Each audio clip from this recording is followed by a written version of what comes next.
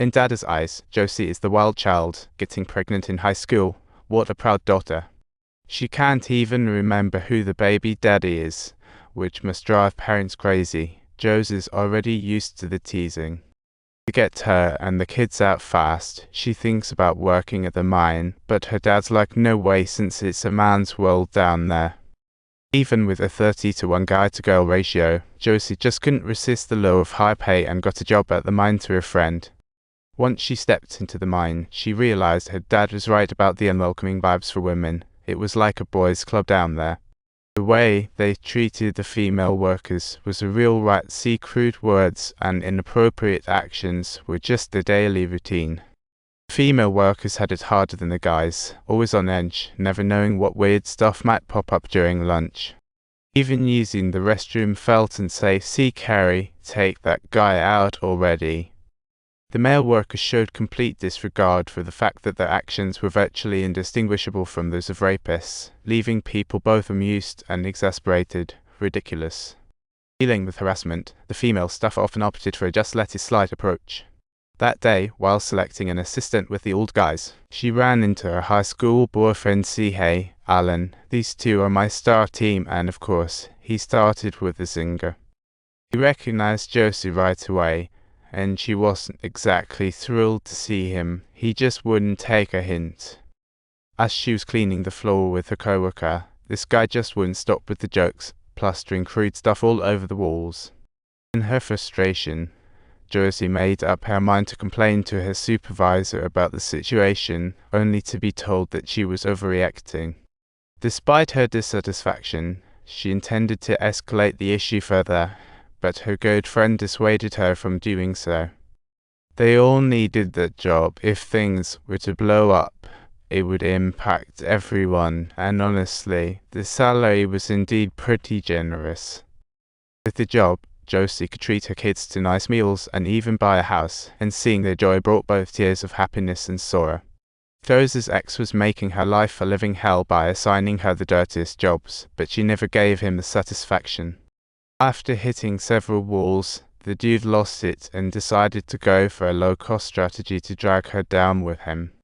Josie took her daughter to her son's ice hockey game, where her bestie, family, and even her somewhat awkward parents were there to cheer. Meanwhile, her ex-boyfriend's dissatisfaction continued to escalate, and he began to wantonly fabricate rumors in the outside world, insisting that Josie was a seductive woman who actively tempted men, which naturally made the kids feel extremely upset. The boy didn't want to be seen with her, so Josie rushed in to pull her away from classmates, totally fed up. The glances directed at her felt like heavy, invisible shackles, tightly binding her and leaving Josie speechless, not because she felt guilty, but due to the sudden storm surrounding her. After sending the kids home, she finally dared to shed those heavy layers and realized she couldn't stay silent anymore. She gathered the female staff at the mine, wanting to team up and complain to higher-ups, realizing she wasn't alone in this mess. They all had similar experiences, and this was the 80s in America, where laws around sexual harassment were still fuzzy. Honestly, making a claim wasn't easy. Everyone was scared of losing their jobs because of it.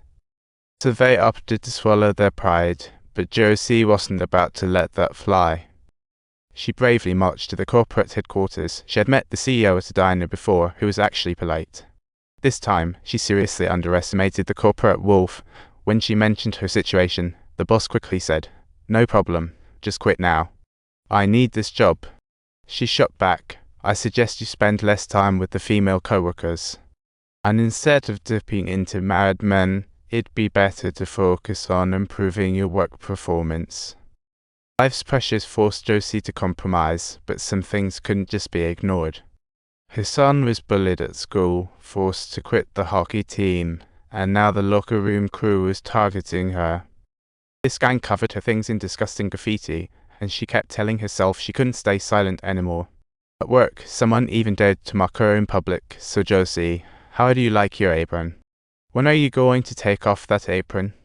Her ex yanked her into an empty basement and was rough about it. His insults felt like ripping open old wounds. You really want to die. Stay away from losers like me. After a bit of threatening, he bolted, leaving Josie to cry in silence. After gathering herself, she marched into the diner to confront that guy. He hit me. A male coworker chimed in to back her up, but her ex was just playing dumb. "I'm merely busy working all day long," he said, attempting to wriggle out of the relationship.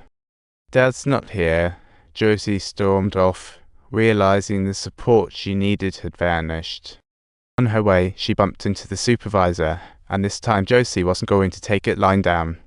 "Where are you going?" she retaliated, realizing that merely enduring it would only invite further harassment. She reached out to a volunteer lawyer, wanting to sue the whole mine, but the lawyer was hesitant about getting involved with such a mess.